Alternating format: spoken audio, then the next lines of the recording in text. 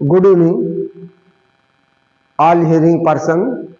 Today is my topic है subordinate conjunction, subordinating conjunction.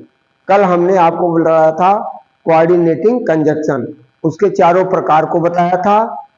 और सबसे पहले सभी दर्शकों से मेरा अनुरोध है कि वीडियो को अंत तक देखें और चैनल को सब्सक्राइब करना ना भूलें। यदि नहीं किए अभी तक तो कर लीजिए और लाइक करना भी ना भूलें। यदि इस क्रिया को आप जारी रखते हैं तो आपको ग्रामेटिकल मेथड की इंग्लिश की जानकारियां मिलती रहेगी, क्योंकि हर प्रतियोगी परीक्षाओं में 10-20 नंबर का पेपर क्वेश्चन जरूर आता हर पेपर में। चाहे जिस प्रतियोगी परीक्षाओं में आप भाग लेना चाहते हैं उसमें ये जरूर आएगा। लेकिन यदि आपको सिस्टमेटिक ढंग से जानकारियां हैं तो आप किसी भी ट्रांसलेट को, किसी भी मिसलेनियस सेंटेंस को आप करेक्ट कर सकते हैं। इसलिए हम आपसे यही निवेदन करते हैं, गुजारिश करते हैं कि इस वीडियो को अंत तक सीरियल वाइज देखते रहें, जिससे आपको ग्रामेटिकल मेथड में कहीं किसी प्रकार की जानकारी त्रुटियां ना होने पाए। तो हमने दिया है सबॉर्डिनेटिंग कंजक्शन का डेफिनेशन दिया है। A subordinating conjunction is a word और फ्रेज।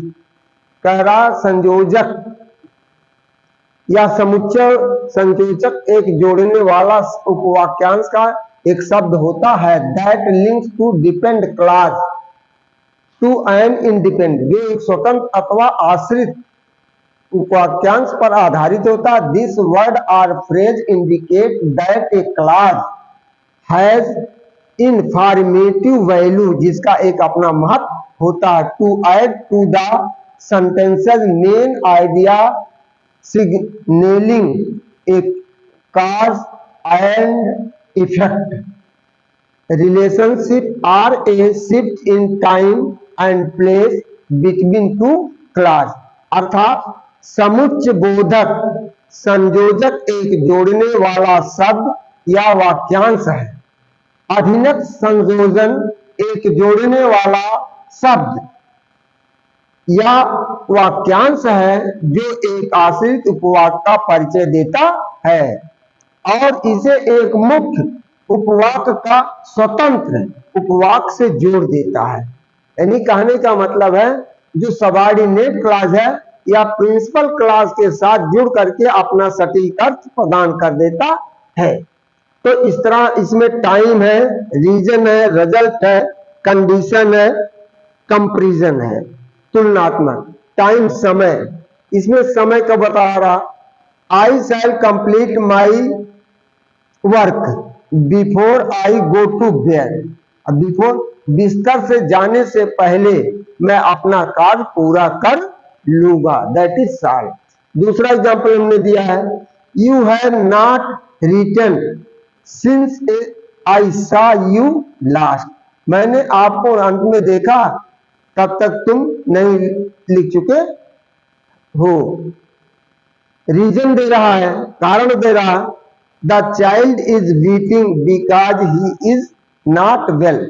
बच्चा रो रहा है क्योंकि वह अच्छा नहीं है। तो इसी तरह एक उदाहरण और हम दे सकते हैं the man is crying because he was Hungary. The man was crying because he was Hungary.